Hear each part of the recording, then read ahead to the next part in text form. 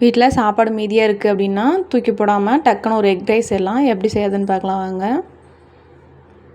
ஒரு வானலில் எண்ணெய் ஊற்றிக்கலாம். நல்லெண்ணெய் சேர்த்திக்கோங்க. நறுக்குன பெரிய வெங்காயம் போட்டுக்கோங்க. கருவேப்பிலை கூடவே 4 வரமிளகா சேர்த்திக்கோங்க. உங்களுக்கு காரத்துக்கு ஏற்ற சேர்த்திக்கோங்க. நல்லா வதங்கணும். நான் நறுக்கி வச்சுருக்க 3 தக்காளி சேர்த்திக்கிறேன். இது வந்து பார்த்திங்கன்னா 2 பேர் சாப்பிட்ற அளவுக்கு நான் சேர்த்துருக்கேன். உங்களுக்கு அதிகமாக வேணும்னா நீங்கள் அதிகமாக தக்காளி சேர்த்துக்கோங்க.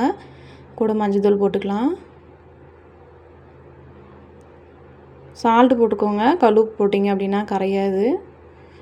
தேவையான அளவு உப்பு சேர்த்திக்கோங்க.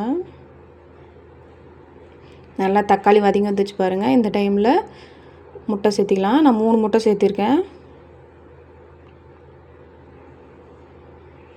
மசாலா எதுவுமே சேர்க்காதீங்க. வரமிளகா உப்பு போட்டாவே போதும். சூப்பராக இருக்கும் சாப்பாடு.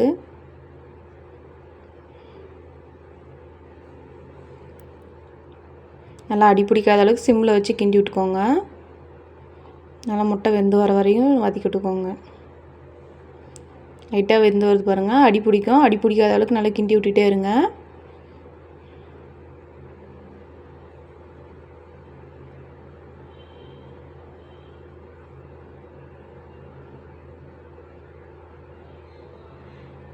பாருங்கள் நல்லா வதங்கி வந்துச்சு. முட்டை நல்லா வெந்து வந்ததுக்கப்புறமா நம்ம எடுத்து வச்சுருக்க சாதத்தை சேர்த்திக்கலாம். நல்லா சிம்மில் வச்சுட்டு கிண்டி விடுங்க, இல்லாட்டி அடி பிடிக்கும்.